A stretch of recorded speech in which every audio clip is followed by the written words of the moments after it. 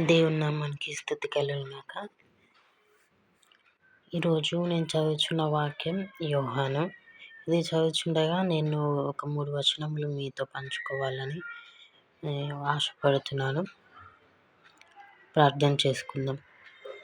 దేవా యెహోవా యేసయ్య, ఈరోజు నువ్వు నాతో మాట్లాడిన మాటలు తండ్రి, నీ ప్రజల్లోకి వెళ్ళుచుండగా తండ్రి యేసయ్య, నీవే ఒక చిన్న ఆలోచనని ప్రజలకు కల్పించండి. ఏ విధముగా బ్రతుకుచున్నామో ఎరిగి నా దేవ, మరి సరైన మార్గంలో నడుచుటకు నీ సహాయం అనుగ్రహించుమని, అంతం వరకు నా దేవ నీ యందు విశ్వాసం కోల్పోకుండా చిగురిస్తూ నీ ప్రియ బిడ్డలుగా జీవించుటకు మమ్మల్ని దీవించి ఆశీర్వదించమని యేసు పరిశుద్ధ నామంలో చిన్న ప్రార్థన బతిమాలి వేడుకుంటున్నాం తండ్రి. ఆమేన్. ఇందులో యోహాను గారు ఎంత మంచిగా రాసిండంటే, చిన్న పిల్లలారా అని చెప్పేసి చాలా సంతోషం కలిగింది నాకు ఈ అధ్యాయం చదివితే. ఇందులో నాకు కలిగిన మాట ప్రేరేపణ ఏం కలిగిందంటే, యోహాను రాసిన మొదటి పత్రిక మొదటి అధ్యాయము 15వ వచనం చూద్దాం. ఈ లోకమునైనను లోకములో ఉన్న వాటినైనను ప్రేమింపకుడి. ఎవడైనను లోకమును ప్రేమించిన ఎడల తండ్రి ప్రేమ వానిలో ఉండదు. లోకములో ఉన్నదంతయు అనగా శరీరాశయు, నేత్రాశయు, జీవపుడమమును తండ్రి వలన పుట్టినవి కావు. అవి లోక సంబంధమైనవే. లోకమును దాని ఆశయు గతించిపోచున్నది గాని దేవుని చిత్తమును జరిగించువాడు నిరంతరం నిలుచును. ఎంత మంచిగా ఉన్నాయండి ఈ వాక్యములు. చూసిన ఈ వాక్యం ఏమని సెలవిస్తుందంటే, ఈ లోకములో ఉన్న వాటినైనను ప్రేమింపకడి. ఈ లోకము గతించిపోయేది కనుక చూస్తున్న మీరు, ఈ వీడియోని ఎవరైతే చూస్తున్నారో, ఈ లోకంని దేవుడు ఏం చెప్తున్నాడంటే, మీ లోకంని ప్రేమిస్తే తండ్రి ప్రేమ వానిలో ఉండదని చెప్తున్నాడు. యోహాను గారి చేత రాయించిండు. కాబట్టి మనం జాగ్రత్తగా మన శరీరమందు కావలసిన ఏ బట్టలైనను ధనమైనను వాటి యందు ఆశ ఉంచకుండా నేత్రాశయు, జీవపుడము తండ్రి వలన పుట్టినవి కావు. అంటే దేవుని వలన ఇవి మనకు పుట్టినవి కావు కనుక మనకు అనవసరం. మనం పట్టించుకోకుండా దేవుడు ఏ విధంగానైతే సాధారణ జీవితాన్ని జీవించిండో మన యేసయ్య, న్యాయం జరిగించుకుంటూ ఆయన కూడా ఒక మనిషిలాగానే జీవించిండు. కాబట్టి మనం కూడా అలా జీవించగలం.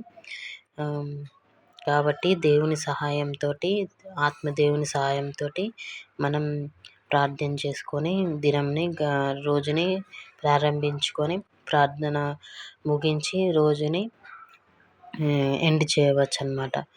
అలా మనము ఈ లోకమును దాని ఆశయు గతించిపోచున్నవి కానీ దేవుని చిత్తమును జరిగించువాడు నిరంతరము నిలుచును అని ఈ మాట ఎంత చక్కగా ఉన్నది. చాలా సంతోషం కలిగింది నాకు ఈ మాటలు చదవగా. నేను ఎప్పుడూ అనుకునేదాన్ని ఏమనంటే, అసలు మనుషులు జీవించగలరా? పాస్టర్లే, దేవుడైన వాడే ఈ లోకంలో పరిశుద్ధంగా జీవించగలడు. అసలు జీవించలేము. ఈ లోకంలో అన్యాయంగానే ఉంటుంది, లోకమంతా అన్యాయమే అని అనుకునేదాన్ని. కానీ ఆశ్చర్యకరమైన రీతిగా దేవుడు నన్ను తన బిడ్డ బానిసగా బ్రతుకుతున్న నన్ను తన బిడ్డగా మార్చి ఆయన ఇరుకు మార్గంలో నన్ను నడిపిస్తున్నాడు. నేను ప్రతిరోజు వాక్యం చదువుతుండగా ఆ రోజు ఎదురయ్యే ప్రతి సవాళ్ళను ఎదుర్కొనుటలో దేవుడు నాకు ఆశ్చర్యకరమైన రీతిగా సహాయం చేస్తున్నాడు. నేను ప్రార్థించగా, ఆత్మదేవ నీ సహాయం నాకు అనుగ్రహించండి, నేను ఈ పని చేయుచున్నాను అని చెప్పేసి నేను ప్రార్థన చేస్తాను ప్రతిరోజు.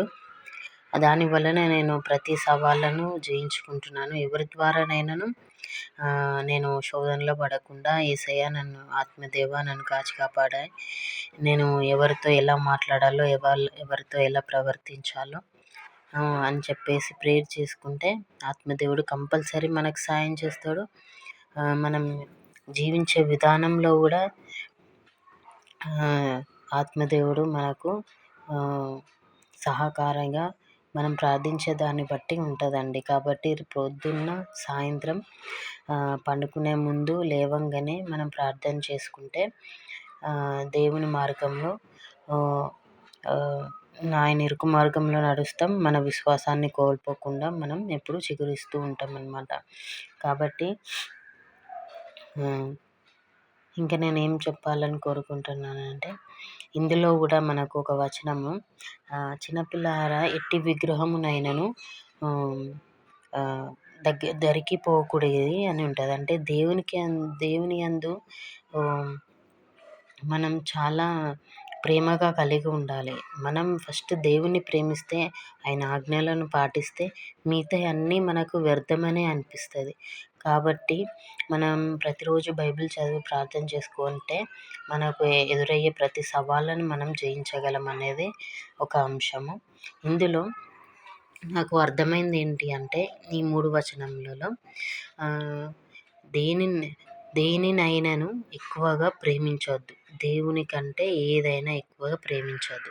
అది నీ బట్టలైనా కానివ్వండి, ఒకటి ధనమైనా కానివ్వండి, ఈ మనుషులనైనా కానివ్వండి, ఇంకా ఎవరినైనాను దేవుని కంటే ఎక్కువగా నువ్వు దేవుని కంటే ఎక్కువగా ఏమైనా ప్రేమిస్తున్నావు అంటే అది విగ్రహంతో సమానం. కాబట్టి దేవుని యందు భయము కలిగి జీవిద్దాం. దేవుని కంటే ఎక్కువ ఏది ప్రేమించొద్దు. ఎందుకంటే దేవుడు మనకు అనుగ్రహించేది ఫస్ట్ పరీక్ష. కాబట్టి వాటి యందు ఆ శోధనలను జయించుకుంటూ మన జీవితాన్ని కొనసాగించాలన్నది నా ఆశ. దేవుడు ఈ చిన్ని మాటలను దీవించి ఆశీర్వదించి మన హృదయంలో ఫలింపచేయునుగాక. ఆమేన్.